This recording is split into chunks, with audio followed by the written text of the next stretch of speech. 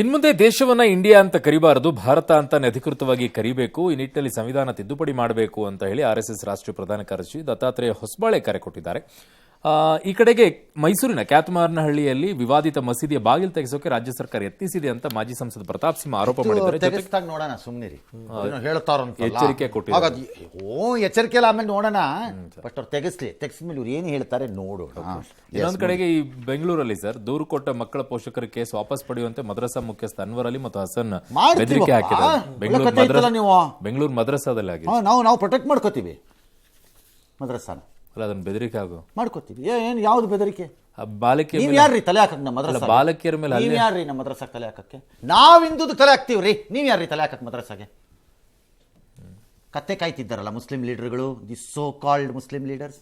ಯಾಕಪ್ಪ ಒಬ್ನು ಮಾತಾಡಲ್ಲ? ಸೋ ಕಾಲ್ಡ್ ಸೆಕ್ಯುಲರ್ಲಿ ಲಿಬರಲ್ ಥಾಟ್ಸ್ನವರು ಒಬ್ಬನು ಉಸಿರಿಲ್ಲ, ಮೈಯಲ್ಲಿರೋ ರಕ್ತ ಎಲ್ಲ ಸೋರೋಯ್ತಾ? ಹಿಜಾಬ್ ವಿಚಾರ ಬಂದಾಗ ಹೆಣ್ಮಕ್ಳು ವಿಚಾರದಲ್ಲಿ ಬುರ್ಡೆ ಬಿಡ್ತಾ ಇದ್ರಿ. ಹೆಣ್ಣು ಮಕ್ಕಳ ಹಕ್ಕು, ಹೆಣ್ಣು ಮಕ್ಕಳ ಸ್ವಾತಂತ್ರ್ಯ ಅಂತ ಬುರ್ಡೆ ಬಿಟ್ಟಿದ್ದೆ. ಈಗ ನಾಲ್ಗೆ ಎಲ್ಲ ಅಡ ಇಟ್ಟಿದ್ದೀರಾ? ಎಸ್. ಇನ್ನು ಸಚಿವ ಭಾರತ ಇಡಬೇಕು, ಭಾರತ ಇಡಬಾರ್ದು. ನನ್ನ ಪ್ರಕಾರ ಭಾರತ ಸಂಸ್ಕೃತದ ಪದ. ಹಿಂದೂಸ್ತಾನ, ಭಾರತ ಖಂಡ, ಭಾರತ ವರ್ಷೇ.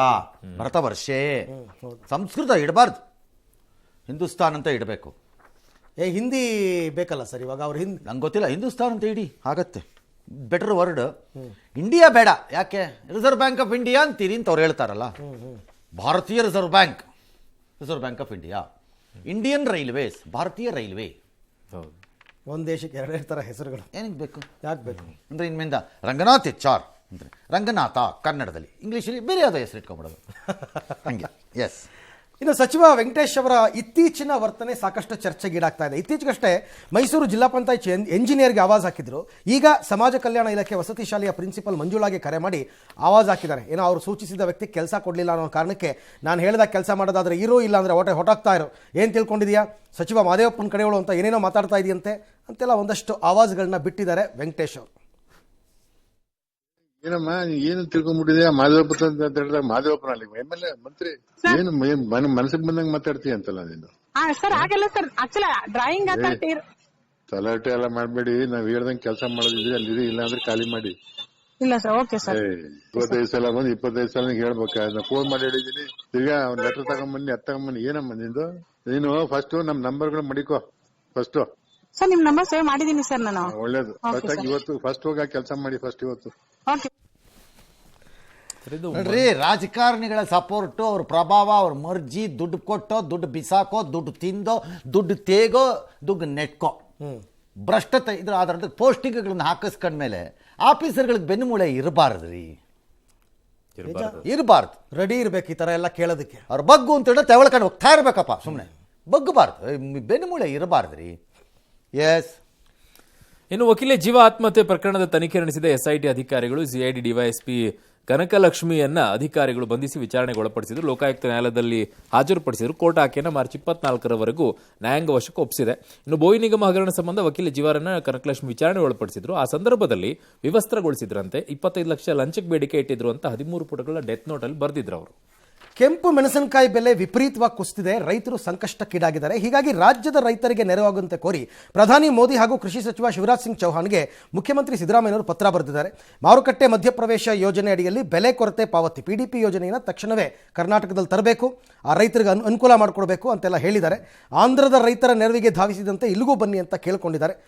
ರೈತರಿಗೆ ತುಂಬಾ ಲಾಸ್ ಆಗಿದೆ. ಯಾವ ತರಕಲಾಂಡಿ ಕೇಂದ್ರ ಸರ್ಕಾರ ಮಾಡೋದು ಬಿಡ್ರಿ ಸಿದ್ದರಾಮಯ್ಯನವ್ರೆ, ಇವರೇ ಮಾಡ್ಬೋದು. ನೀವೇ ಮೆಣಸು ಗ್ಯಾರಂಟಿ ಅಂತ ಒಂದು ಹಾಕ್ಕೊಳ್ರಿ, ರೈತರ ಪರ ನಿಮ್ಗೇನು ತೊಂದರೆ? ಇದೊಂದು ಹೊಸ ಶೋಕಿ ಇದೆ, ಕೇಂದ್ರ ದುಡ್ಡು ಕೊಡಲ್ಲ, ಹಂಗಾಗೆಲ್ಲ ಕೇಂದ್ರದ ಮೇಲೆ ತಾಕ್ಬಿಡ್ತೀವಿ ಅಂತ. ಈ ಪ್ರಕರಣದಲ್ಲಿ ಆಂಧ್ರಕ್ಕೆ ಮಾಡಿದ್ಮೇಲೆ ನಮ್ದಕ್ಕೂ ಮಾಡ್ಬೋದು, ಮಾಡಬಾರ್ದಂಥದ್ದು ಏನಿಲ್ಲ, ಅದು ದೊಡ್ಡ ವಿಚಾರ ಅಲ್ಲ. ಅದು ಅಲ್ಲಿಗೆ ಮಾಡೋದಾದ್ರೆ ಇಲ್ಲಿಗೂ ಮಾಡಿ, ಭಾಳ ಸರಳ ಅಷ್ಟೇ. ರಷ್ಯಾ ವಿರುದ್ಧ ಯುದ್ಧ ಮಾಡುತ್ತಿರುವಂತಹ ಉಕ್ರೇನ್ಗೆ ಅಮೆರಿಕ ಮಿಲಿಟರಿ ನೆರವು ಸ್ಥಗಿತಗೊಳಿಸಿದೆ. ಈ ಹೊತ್ತಲ್ಲಿ ಉಕ್ರೇನ್ಗೆ ರಷ್ಯಾ ಶಾಕ್ ಕೊಟ್ಟಿದೆ. ಉಕ್ರೇನ್ನ ವೈಮಾನಿಕ ರಕ್ಷಣಾ ವ್ಯವಸ್ಥೆಯನ್ನು ಟಾರ್ಗೆಟ್ ಮಾಡಿಕೊಂಡು ರಷ್ಯಾ ವೈಮಾನಿಕ ದಾಳಿ ನಡೆಸಿದೆ. ಕೀವ್ ಸುತ್ತಮುತ್ತ ಬ್ಯಾಲಿಸ್ಟಿಕ್ ಕ್ಷಿಪಣಿಗಳನ್ನು ಹಾರಿಸಿದೆ. ಇದಕ್ಕೆ ಉಕ್ರೇನ್ ಕೂಡ ರಷ್ಯಾ ಮೇಲೆ ಪ್ರತಿ ದಾಳಿಗೆ ಯತ್ನಿಸಿದೆ. ಮಾಸ್ಕೋ ಗುರಿಯಾಗಿಸಿಕೊಂಡು ಡ್ರೋನ್ ದಾಳಿ ನಡೆಸಿದೆ. ಹಲವು ಕಟ್ಟಡಗಳಿಗೆ ಹಾನಿಯಾಗಿದೆ. ಮಾಸ್ಕೋ ಏರ್ಪೋರ್ಟ್ಗಳಲ್ಲಿ ವಿಮಾನ ಹಾರಾಟ ಸ್ಥಗಿತಗೊಳಿಸಲಾಗಿದೆ. 60 ಡ್ರೋನ್ ಅನ್ನ ಹೊಡೆದುರುಳಿಸಿದ್ದಿವೆ ಅಂತ ರಷ್ಯಾ ಹೇಳಿಕೊಂಡಿದೆ.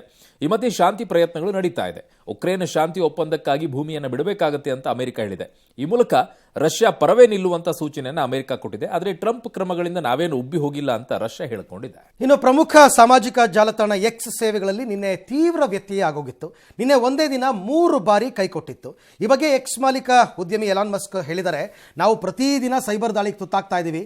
ಸದ್ಯ ನಡೆದ ದಾಳಿ ಹಿಂದೆ ಭಾರಿ ಸಂಪನ್ಮೂಲ ಹೊಂದಿರತಕ್ಕಂಥ ದೊಡ್ಡ ಗ್ರೂಪ್ ಇಲ್ಲವೇ ಒಂದು ದೇಶ ಹಸ್ತಕ್ಷೇಪ ಇದೆ. ಸೈಬರ್ ದಾಳಿ ಹೇಗೆ ನಡೆದಿದೆ ಅಂತಂದರೆ, ನಮಗೇನೋ ಉಕ್ರೇನ್ ಮೇಲೆ ವಿಪರೀತ ಅನುಮಾನ ಇದೆಯಪ್ಪ, ಎಲ್ಲ IT ಇದು ಕೂಡ ಆ ಕಡೆಗೆ ತೋರಿಸ್ತಾ ಇದೆ ಅಂತ. ನಿನ್ನೆ ಇದರಿಂದ America, Bharat, Britain, Australia, Canada ಸೇರಿ ಹಲವು ದೇಶಗಳಲ್ಲಿ ಎಕ್ಸ್ ಸೇವೆಯಲ್ಲಿ ವ್ಯತ್ಯಯ ಉಂಟಾಗಿತ್ತು. ಮಹತ್ವದ ಬೆಳವಣಿಗೆಯಲ್ಲಿ ಕುಸ್ತಿ ಫೆಡರೇಷನ್ ಮೇಲಿನ ಅಮಾನತು ಆದೇಶವನ್ನು ಕೇಂದ್ರ ಸರ್ಕಾರ ಈಗ ಹಿಂಪಡೆಕೊಂಡಿದೆ.